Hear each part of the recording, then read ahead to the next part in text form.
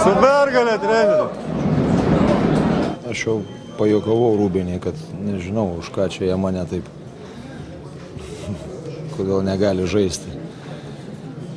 Nežinau, iš tikrųjų baiminausi šitų rungtynių, nes visų pirma netekom daug emocijų ir tokios psichologinės energijos vakarykštėse rungtynėse. Ir buvo klausimas, kaip mes tą psichologinę pusiausvyrą, kaip mes susitvarkysime. Bet matyt, tas buvo tvarkoj, bet mes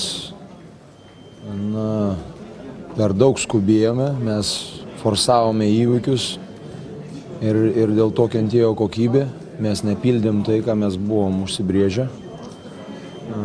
Bet to prancūzai, jie tikrai gerai gynė ir Lina. Nežinau, tampa tokia tradicija. Jeigu reikia taip laimėti, tai koks skirtumas, svarbu, kad ta pergalė. Simas Jasaitis nepasirodė aikštėje, koja staipuota, kažkokios problemos?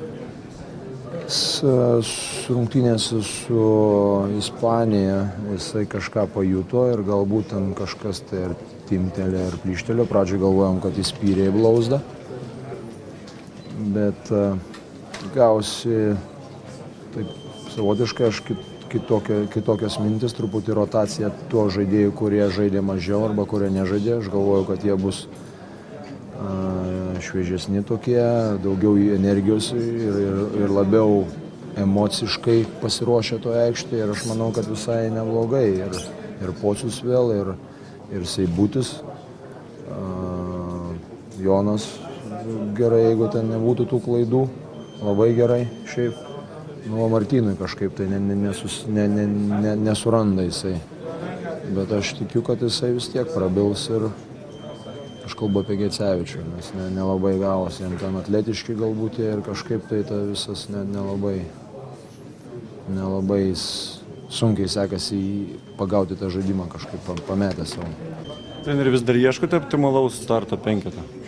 Iš tikrųjų, daugiau mažiau jisai vienodas yra, keičiasi 1-2 žmonės. Tai tie 1-2 žmonės, kaip aš ir sakiau, jis yra daugiau žiūrim, ką varžovai, bet to mes šiandien, aš pirmas turėjau parašyti starto penketą. Aš tikėjausi, kad prancūzai kaip visada pradės, kad jie žaidžia 3 numeriu. Už tai galbūt šiek tiek buvo taip, mes ruošėmės tom, kaip pasakyti, bet jie pradėjo kitaip ir mums, aš manau, kad ir gerai, net geriau šitai buvo. Kiek provokuojantis klausimas, bet pasakykit nuoširdžiai, ar tikėtis prieš čempionatą, kad po 4 rungtynių turėsit 4 pergalės? Atsakau atvirai, ne. Kurios rungtynės iki šiol Lietuvos rinktyniai buvo pačios geriausios? Viską iš tokios duobės lipam, bet šiaip aš manau vakarykštės vis tiek savo emociniu įtempimu, su tuo sugrįžimu iš -18. Kažkas iš tikrųjų neįtikėtina. Bet tie sugrįžimai, ką rodo, kad komanda turi labai daug potencialą, turbūt tai rodo? Aš manau, kad rodo, kad visų pirma, kad vyrai turi charakterį, kovotojų charakterį ir, kaip jūs sakėt, potencialas didelis. Bet taip geriau nežaisti, nes galima prisižaisti. Reikia stengtis, kad neįkliūti į tokias duobės. Dabar jums asmeniškai kelias naktis bus ramesnės miego prasme, kai jau užtikrinta pirma vieta grupėje?